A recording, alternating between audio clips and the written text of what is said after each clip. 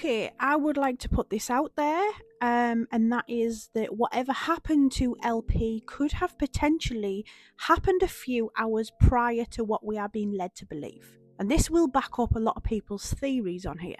So I was up the other night till 3 a.m. having a discussion with a girl called Tara, who, by the way, is a very intelligent paramedic. Tara, of course, brought it to my attention that there could potentially be a siesta in Argentina, which then led us to look at things from a different angle. So if we are referring to them initial photos that were leaked at the start from TMZ, to a normal person's eye, you wouldn't necessarily be looking at these things. And that is shadowing.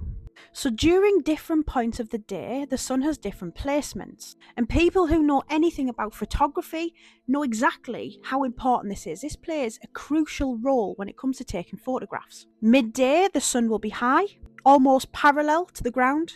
And hour by hour, it will gradually move to sunset position. So last night, I had a very established photographer look at the photographs, as well as somebody else who has specialties in this field.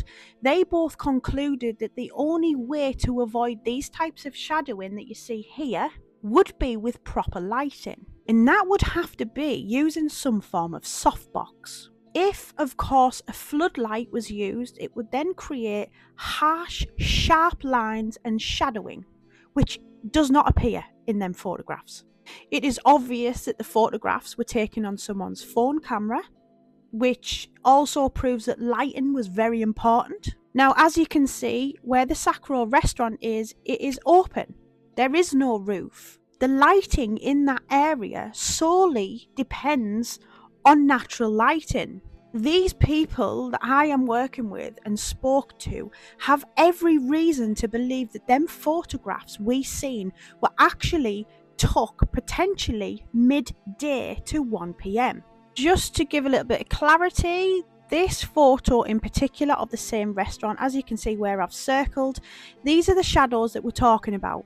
And this shows where the sun would be in the photos and how it's reflected onto the surfaces, onto the plant, onto the umbrella to create the shadows behind. And it is very telling. You can really tell a time with picture sometimes. So if Sacro did in fact take part in a siesta that day, which usually does happen somewhere between midday onwards, usually at its hottest peak, and given the fact that there's also now a discrepancy whether Sacro restaurant did in fact close because of a catering issue with the wedding party at the Casa Sur, that could actually open up the possibility that that area in question was both unoccupied, and the possibility for something to happen in the courtyard is both high and also very unlikely for anyone to be able to see anything.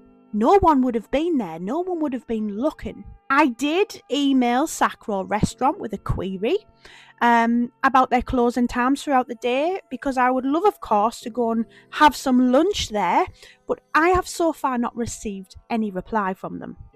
I believe a lot of things have been put there to throw details from coming out. So you've got to understand that the time is absolutely no different.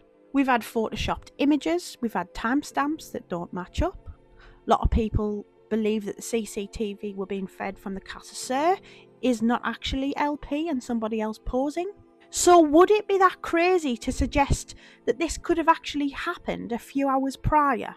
Because if it did, it would give them a little bit of time to, one, get the story straight, the right people who needed to have alibis, because Roger claimed he left 40 minutes before it happened, so that was somewhere around 4 o'clock. But if the incident, we'll call it, didn't actually happen at 4 o'clock, does that mean Roger could have been present?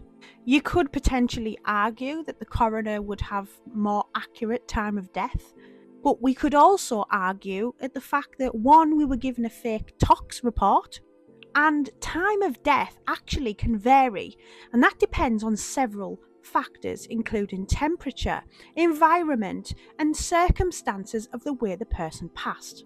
That is usually why coroners will give a window of time rather than a specific time.